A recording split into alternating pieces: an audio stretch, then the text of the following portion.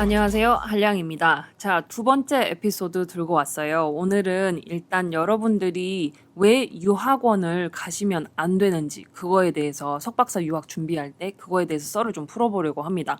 자, 제가 블로그를 한다고 첫 번째 에피소드에서 말씀을 드렸죠. 유학 관련된 이제 자료를 많이 올리고, 그리고 제 경험담을 바탕으로 유학을 어떻게 준비를 해야 되는지에 대해서 글을 올리고 있는데, 많은 분들이 이제 유학원에 대해서 물어보세요. 유학원으로 가서 이제 원서 준비를 해야 되냐 말아야 되냐.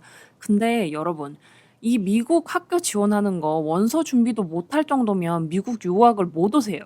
지금 처음 해보는 거잖아요. 미국으로 이제 석박사 원서를 쓴다거나 그 웹사이트를 일일이 찾아가가지고 내가 어디에 원서를 내야 되고 뭘 어떻게 해야 되고를 내가 다 해야 되니까.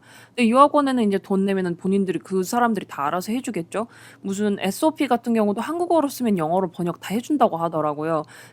근데 그런 SOP조차 본인이 영어로 쓸 수 없는 상태면 미국 못 오세요. 미국 와서 버틸 수가 없어요. 그리고 이 미국 유학 준비 원서 쓰는 것 자체가 유학원에서 굳이 해줄 게 별로 없어요.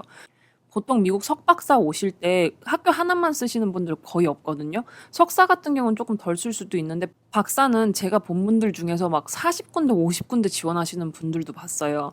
근데 이렇게 학교를 여러 개를 지원을 하실 건데 그때 학교를 하나만 딱 잡고 그 학교에 대해서 원서를 어떻게 쓰는지만 좀 파시면은 나머지 학교는 다 쓰실 수 있거든요. 일단 시스템이 좀 비슷하고 일단 학교별로 가야 되는 이제 뭐 링크를 찾아서 들어간다든지 뭐를 올려야 된다든지 이런 게 조금 다를 수는 있는데 웬만큼 올려야 되는 서류 종류는 거의 비슷하고요. 그리고 웹사이트에서 여기로 가서 뭘 해라 하는 것도 되게 비슷해요. 그래서 굳이 유학원에 가실 필요가 전혀 없어요. 제가 이제 블로그를 하면서 제 블로그 구독자분들이랑 한 30명, 40명 분들이랑 몇 번 만나가지고 그 상담을 좀 해드린 적이 있어요.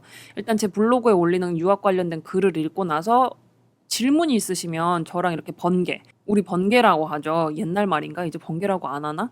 제 나이가 드러납니다. 그래서 제가 제 블로그 구독자분들이랑 번개를 한 세네 번 정도 했었어요. 매번 한 30명 정도, 40명 정도 오셨는데 일단 제 블로그에 올라와 있는 글들을 읽고 유학에 관련된 거 질문을 쭉 적어가지고 와달라고 제가 얘기를 했거든요. 그래서 한 2시간, 3시간 정도 앉아가지고 그분들이 저한테 주시는 질문들만 대답을 했는데도 2시간, 3시간이 금방 가더라고요. 그만큼 정보가 부족하다는 거예요. 정보가 부족하고 그리고 한국에서 유학원에서 일하시는 분들이 미국에서 석박사를 하고 나서 뭐 미국에서 오래 사셨다거나 미국에서 교수를 하고 있다거나 미국에서 이렇게 취업을 해보셨다거나 이런 분들이 아니잖아요. 그렇기 때문에 유학원을 가도 여러분들이 정보를 많이 얻지 못하고 오시더라고요. 그리고 유학원에서 서류 접수나 이런 걸 도와주는데 돈을 정말 많이 받아요.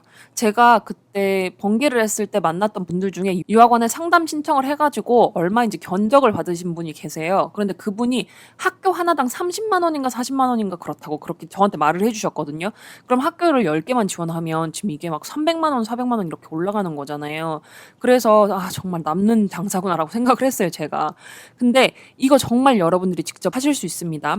그래서 이 두 번째 에피소드는 일단 유학원에 가지 마시고 본인이 시간을 조금만 투자를 해서 직접 자기가 지원할 학교에 시스템을 조금 온라인으로 어떻게 지원하는지 지원 시스템을 조금만 파악을 하면 나머지 학교들도 전부 이렇게 지원을 하실 수가 있어요. 하나만 잡고 일단 파보세요.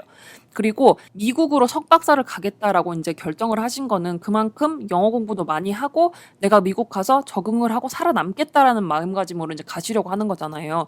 근데 그 정도 수고도 달갑지가 않으면 미국 유학 와서는 정말 힘드세요. 왜냐면 모든 걸 본인이 다 하셔야 되거든요. 일단 영어로 모든 거 수업도 들어야 되지, 영어로 과제도 해야 되지, 영어로 학교 생활도 해야 되지, 영어로 토론도 해야 되지, 모든 걸 영어로 해야 돼요.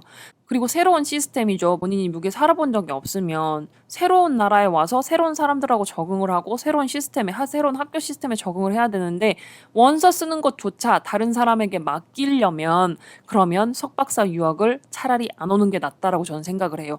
유학원 쓰지 마시고요. 여러분이 직접 원서 지원해 보시고 그 학교가 어떤 시스템으로 돌아가고 있고 이거를 원서 쓰는 것부터 본인이 느끼셔야 돼요. 알았죠? 근데 이렇게 유학 원서를 내실 때 서류를 몇 개 내는데 이제 이 서류 중에서 중요한 것들 중에 하나가 SOP죠. Statement of Purpose. Statement of Purpose라고 하는데 자기가 지금까지 뭘 어떻게 해왔고 앞으로 뭘 공부하고 싶다를 이제 주저리 줄을 쓰는 거예요. 이제 한 페이지 한 바닥 두 바닥 정도의 그걸 써야 되는데 이걸 영어로 쓰는 게 힘들다. 내용을 만드는 게 힘들 수는 있어요. 그건 한국말로 써도 힘드니까 자기소개서 이런 거 한국말로도 쓰기 힘들잖아요. 근데 이게 너무 영어로 쓰는 게 벅차다. 이 정도면 조금 미국 유학 와서 버티시기가 좀 힘들어요. 근데 이제 개발세발이라도 좀 쓰고 나서 나중에 이제 교정이나 첨삭을 좀 받는다. 이 정도면 괜찮거든요. 그래서 이렇게 원서를 준비하면서도 본인의 마음가짐을 알 수가 있어요. 그리고 내가 SOP나 이런 것들을 쓰면서 나에게 부족한 것이 무엇이구나. 이런 것들을 좀 채워야겠구나. 내가 유학을 가기 전에 이런 것들을 준비를 해야 되겠구나. 가서도 이런 것들을 준비를 해야 되겠구나를 원서를 준비하면서 알게 되는 거예요. 그래서 제가 유학원을 쓰지 말고 본인이 직접 원서를 써보시라고 간곡히 부탁을 드리는 거예요. 알겠죠? 자, 이번 에피소드에서는 유학원을 쓰지 말아라. 그리고 직접 본인이 원서를 써라에 대해서 얘기 나눠봤습니다. 다음 에피소드에서는 미국 유학 준비를 일단 첫 단계를 어떻게 해야 되는지에 대해서 제가 들고 오겠습니다. 자, 다음 에피소드에서 만나요, 여러분. 안녕.